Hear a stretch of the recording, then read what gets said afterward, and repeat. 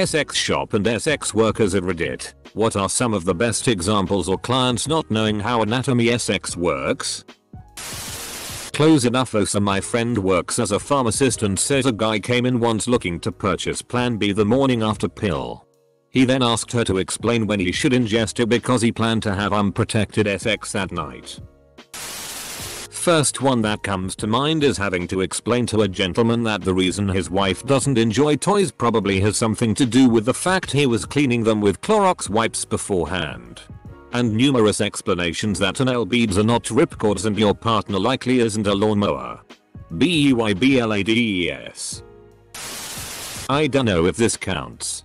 But I once had a gay man call and explain that after having an LSX, his butt started feeling weird and said he thought he could feel worms moving around and legitimately wanted to know what to do. Doctor here. If he had a worm infestation, it is strange to become symptomatic all of a sudden after an LSX. And he would have noticed something during bowel movements.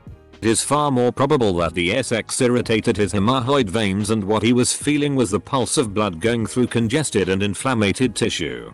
Not native speaker, so I may have used some wrong terms.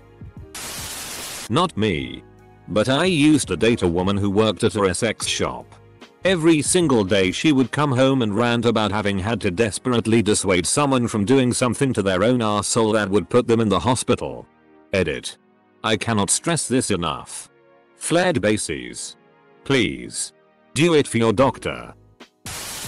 More one guy who didn't understand that bestiality was illegal and therefore we didn't have any PRN featuring donkeys. Otherwise many male customers who didn't understand the difference between SX worker and SX shop worker. I once spent 20 minutes desperately trying to get a guy to buy enough lube after he told me that his girlfriend insisted that he get some. Because his initial attempt was him spitting on his DCK and shoving it in her ass. I'm a salesperson. But I'm just being kind when I tell people to buy more than they think they need. He blew off my advice and bought a $1 foil packet of lube. My butthole clenched so damn hard just then. Who the duck thinks a bit of spit will be fine for a hole that doesn't self-lubricate or stretch easily? I had a dude ask me if a certain toy was for vaginal use or for the uterus because he thought it was two different holes. Client was a middle-aged, married man. Kept hassling for no condom and I kept refusing. He asked why I wouldn't do it because surely I'm on a tablet to stop myself getting pregnant. I explained that condoms were important in protecting against STDs. He literally did now know what an STD was. I spent a while explaining to him and he started to worry that his wife would find out he was seeing SX workers because he hadn't been using condoms. He said, so if I catch something, my wife could get it too? That's actually pretty scary. I'd hate to be his wife. My friend is a SX worker. She asked me if it was normal to have a ching and like green discharge down there. She actually didn't know STDs existed but had like heard of AIDS. In the shop I work at I get a lot of women who are curious about Kegel Benoit balls but wonder what happens if they get lost in their vagina. I always gently explain that well that's not possible. Or at least highly unlikely. There's always questions about anatomy. But we just do our best to inform people. I worked at a local SX shop last summer.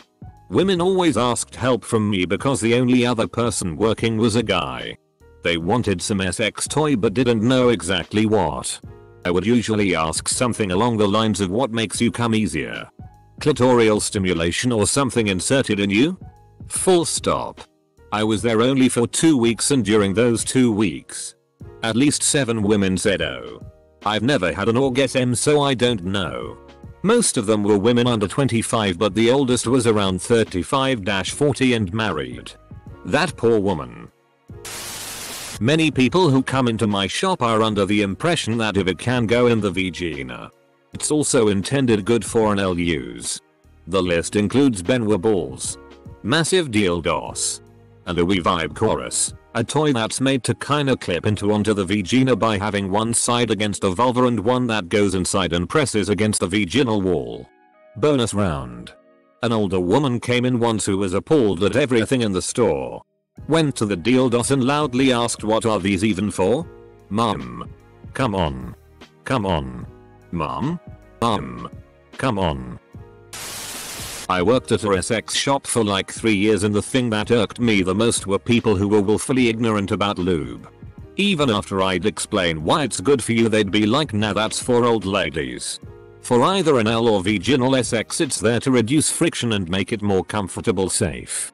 Many men and women have this misconception that if a woman cannot produce enough moisture on her own, then there's something seriously wrong with her. It's actually very common for women of all ages to use lubricant from time to time. Either because they are nervous and inexperienced, having very rough sex, or because their bodies simply don't produce that much. It would hurt me to think of all the women, especially inexperienced ones, getting their canals just ducking shredded because men or other women are shaming them for needing lube. Working there taught me that a surprising amount of people are very stupid, selfish lovers. Be careful out there, folks. It was phone sex. But the guy ducking. Full stop. Full stop. I spent 3 hours describing to him how a girl would pee in the woods. Whether he knew or not is beside the point. 3 hours describing it while trying to be horny at the same time. Dudes are wild sometimes. Squatting. Not that difficult of a concept. Yeah, baby. Tell me again how aggressively you angled the knees on descent. Oh yeah. Okay. Now do you have to pee? Good. Now make sure you're facing north and looking at the cabin. Okay. Are you squatting and you have to pee? Okay. Now what angle are your knees at? I had a guy who wanted to meet up for full service, but said he didn't want me to be disappointed by how small his DCK was. He said, "Don't worry though, I'll bring a banana for us to use so you'll still be satisfied?" Keeping your potassium levels up is important. When I worked in a sex shop, lots of guys would come in looking for a gift for their female S. Oh. I would often ask them if they were looking for a toy with clitoral or G-spot stimulation. The number of guys who looked at me blankly and went, "What is clitoral? I just want something to put in her," or a version of that statement, never failed to surprise me. I have one in reverse. I went into a sex shop in a gay area of Sydney. I explained to the guy that I hadn't really used a DLDO before, I'm a guy, and he suggested a rabbit DLDO. I told him I don't have a clitoris that needs stimulating and he just went silent and didn't suggest any more dildos. I could understand him thinking it was for a girlfriend, but I was in a gay area and explained to him it was for me. I have a regular client who keeps asking me to finger my urethra. I've never even done sounding. That's not something people just do. No prep. I don't want a vibrator. Those loosen your vagina. Sometimes I got people who didn't want an L toys because they had that fear. Which isn't true, BTW, the muscles just are conditioned to relax more. But this was a mother coming in and saying this: if you can shoot a child out of you and go back to having a normal vagina in 6-8 weeks, then a vibrator isn't gonna loosen anything.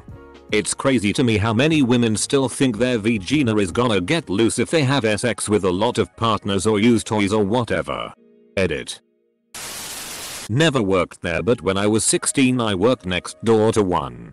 I was outside most of the day loading mulch, and around noon every day I would see 5 to 6 white collar workers walk in for 5-10 minutes and walk out with nothing. Time went by, and when I turned 18 found out they were spanking it in the DVD testing room. Adult store employee here. It's mostly men not realizing the difference between a standard butt plug and a prostate massager. Coming up with a prostate massager and asking if it's a good plug for their girl. Then me explaining how it's for biological men, and then having to explain further how they themselves have a P-spot in their ass. Also, with dongs and some rabbit style vibrators. The material is a non-body safe, TPE-TPR. It is porous and holds bacteria which can cause infections and is recommended use with a condom. Seriously, please invest in high quality toys. I know money is tight sometimes, but you shouldn't risk your health for an orgasm. It isn't worth it. You would be ducking astonished the amount of men that are convinced that DCK enlargement cream exists. Then you have to spend half an hour explaining how biology actually works. And that they aren't going to find a magical cream to make them 10 inches like the internet tells them. Then they tell you a friend has some and you want it. And you just look into the CCTV camera like on The Office as you try not to smash your face against the counter in utter disbelief at people's idiocy. Dom sex worker, formerly. I was hired by couples twice. And on both occasions I was basically there to be their weird naked instructor on how to spice up their sex life. When in reality, their marriages were probably failing due to other reasons and I was some fantastical attempt to save it. Which brings me to the time an adult woman asked me, a very depressed lesbian, to show her how to stimulate her husband's prostate. Well, it was common to ask guys buying stuff for their girlfriends if their girl was a clit, G-spot, or both kind of girl. Most of the time they didn't know. Are clit girls in the majority? Edit. Thanks for all the replies saying to ask her. I'm a woman and I know what gets me off. I'm more curious if someone who works at a sex shop sells more clit toys or G-spot toys. Customers firmly placing their thumb above my pubic bone. Not moving it. Watching me have literally no reaction.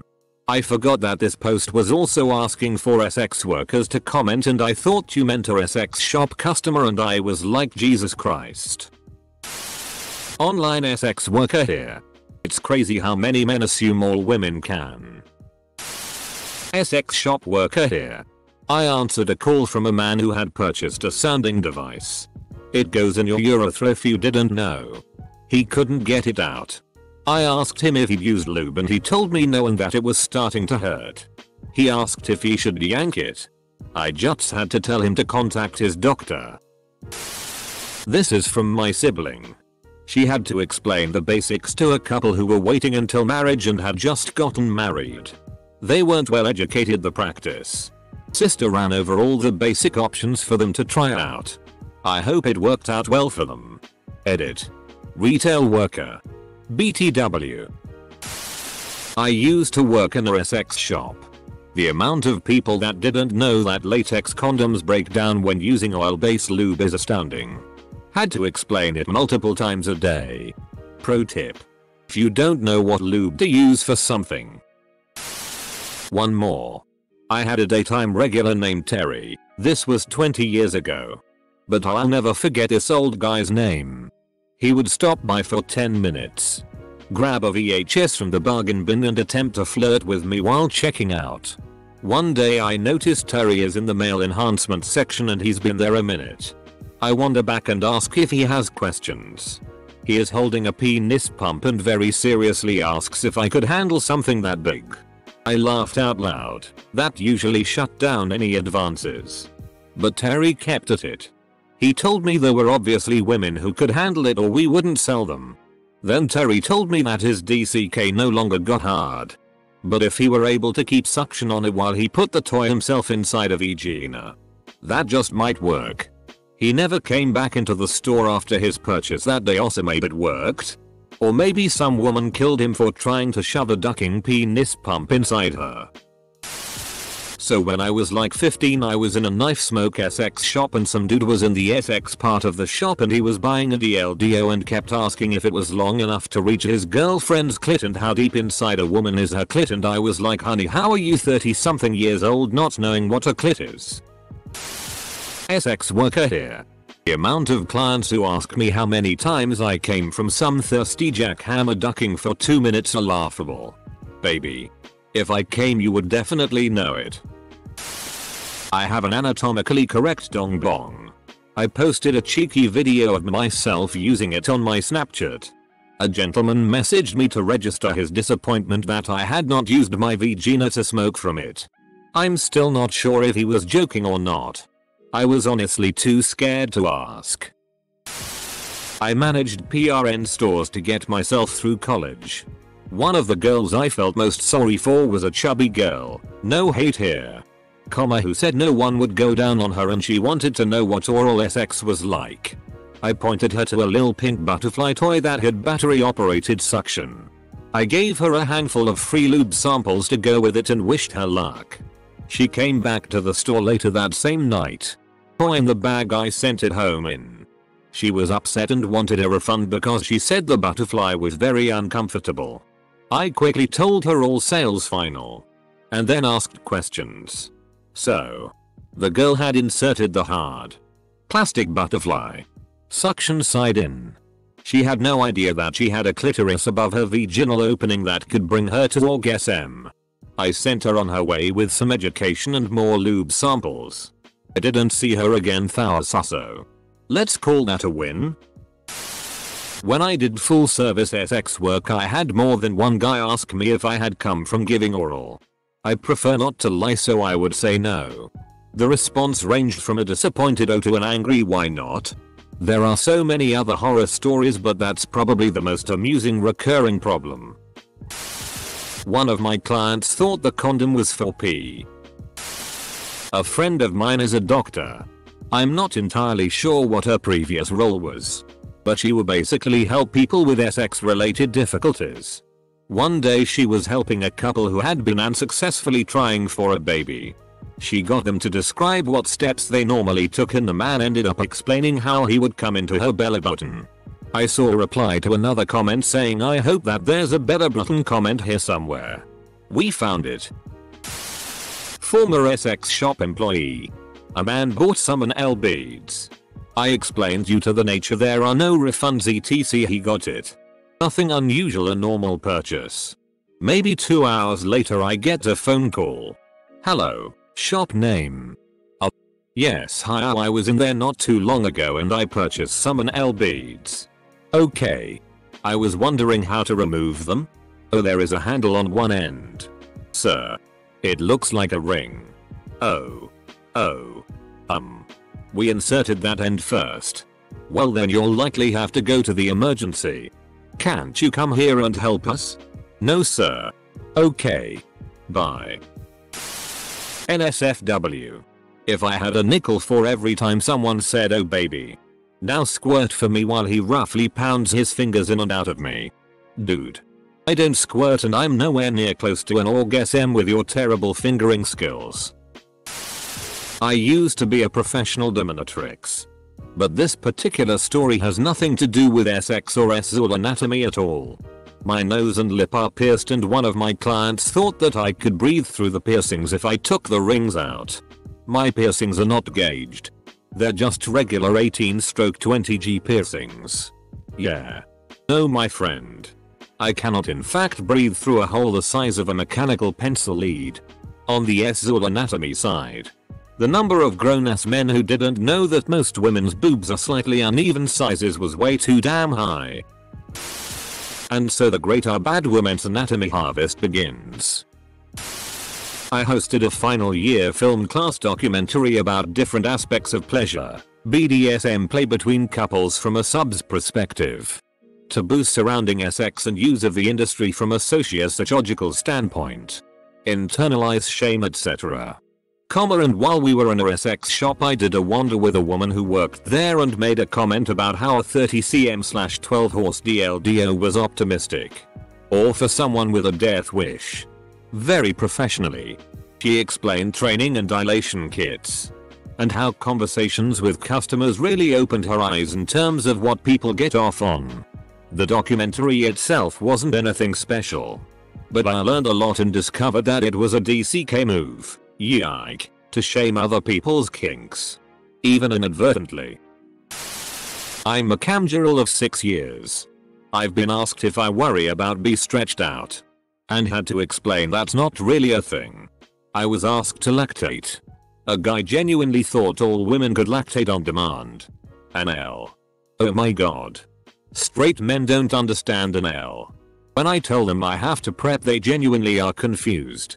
You'd be surprised how many men believe women will come on demand. Or come within 3 minutes of stimulation. My biggest pet peeve is when guys get mad at me for using lube. 1.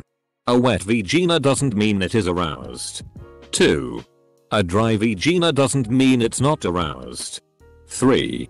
Silicone toys are extra harsh on the skin and dry you out. The cervix when touched hurts. It hurts. Pain. Painful. It does not feel good to have your cervix slammed into.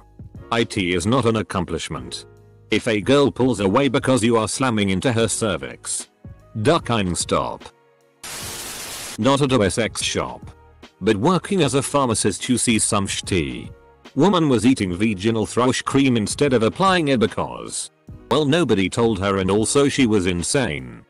Guys and girls using lignocaine, a powerful numbing agent, to last longer during sex. Kinda okay at low dose on a penis under a condom. Less okay poured liberally into the vagina. Woman who lied about having a colonoscopy because she was nervous about being clean for her first anal sex, had ingested a full pick prep kit. The older, angrier cousin of laxatives. Imagine sticking a garden hose down your throat and waiting. Men requesting large tampons on behalf of their partners in some weird simile to large condoms. Not really bad anatomy, but had a woman ask about whether a medicine would go into her breast milk. Not because she was breastfeeding an infant, but rather she and her partner engaged in erotic lactation. OP has crafted a very clever way to find out how anatomy sex works. Had a tiny ass Asian chick come in and buy the Great American Challenge.